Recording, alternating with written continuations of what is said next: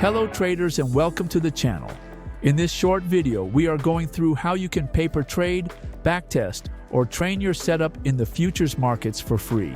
First, you need to download and install NinjaTrader from their website.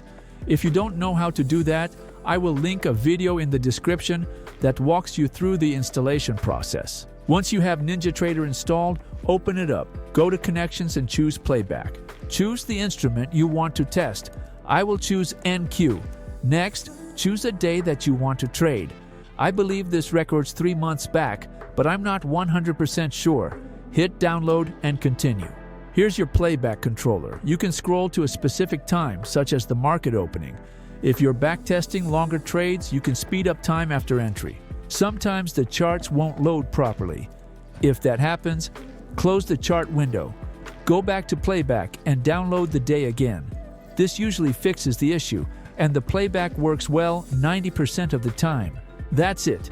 A completely free way to paper trade, backtest, and train your strategy inside NinjaTrader.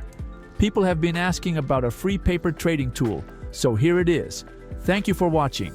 Don't forget to smash that like button and subscribe to the channel. See you in the next one.